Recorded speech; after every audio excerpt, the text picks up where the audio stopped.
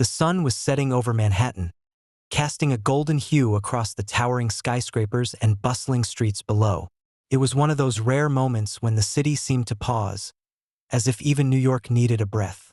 Donald Trump, dressed in his signature dark suit and a red tie that seemed to cut through the evening glow, stepped out of his car near Central Park. He had just left a business meeting and decided, for reasons even he couldn't quite explain, to take a walk. It wasn't a typical choice for him. Trump was more accustomed to the controlled environments of boardrooms and luxury hotels.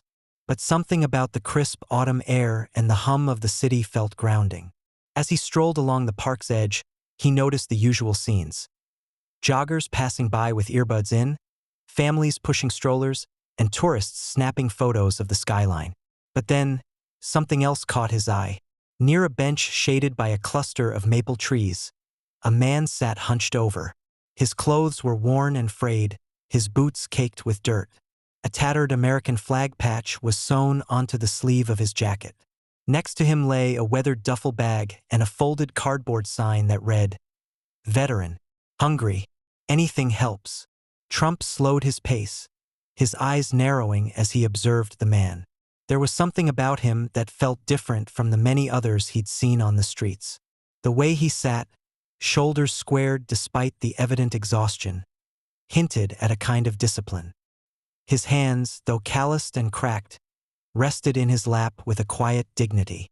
This was no ordinary man. This was someone who had served. Without hesitation, Trump approached.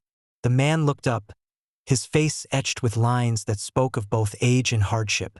His eyes, a piercing shade of blue, met Trump's gaze. There was a flicker of recognition, but the man said nothing, his expression guarded. "How are you doing, buddy?" Trump asked, his tone uncharacteristically soft. The man hesitated before answering, his voice raspy and low. "I've been better, but I'm getting by." Trump nodded, his gaze falling to the man's hands. They rested on his lap, one of them gripping a worn-out cap with a faded emblem of the Marine Corps. "You served?" Trump asked, gesturing to the cap. The man nodded. "Vietnam. 2 tours. Name's Henry." The words hung in the air, heavy with unspoken stories. Trump felt a pang of guilt. Here was a man who had risked everything for his country, now reduced to living on the streets. It didn't sit right with him. Henry shifted in his seat, his movements slow and deliberate. "You know, I've seen a lot, lost a lot of friends over there, but I never thought I'd end up like this. The system, it just forgets about you when you're no longer useful." Trump listened intently, his usual bravado replaced by a rare vulnerability. He glanced around at the bustling city, at the people hurrying past without a second glance. The contrast was stark and jarring. "You're right," he said finally.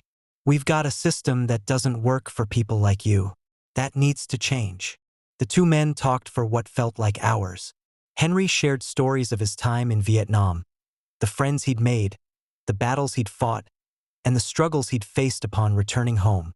Trump, in turn, shared his own reflections, expressing his frustration with how veterans and the elderly were often overlooked in a nation that prided itself on its strength and patriotism. As the night deepened, Trump made a decision. This encounter wasn't something he could just walk away from and forget. Henry's story was a wake-up call, a reminder of the human cost behind the headlines and statistics. The next morning, Trump took to his office with a renewed sense of purpose.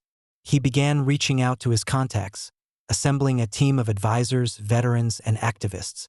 Together, they drafted the framework for what would become one of the most ambitious social initiatives of his career, a comprehensive program aimed at supporting veterans and senior citizens. The plan included housing assistance, mental health services, job training programs, and community support networks. He named the initiative Homefront, a nod to the sacrifices made by those who had served both on the battlefield and at home. The project quickly gained momentum, drawing attention from lawmakers, philanthropists, and the media. But for Trump, it wasn't about the accolades. It was about ensuring that no one else would have to endure what Henry had.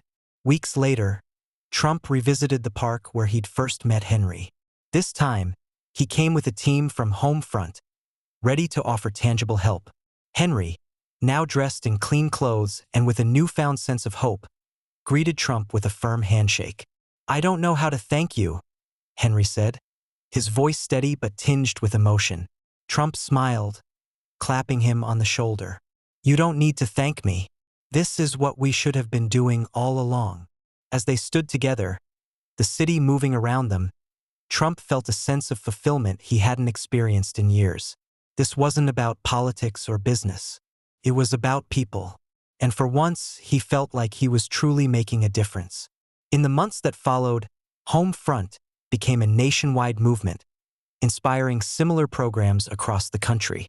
And while the road was far from easy, Trump remained committed, driven by the memory of a conversation on a park bench that had changed everything.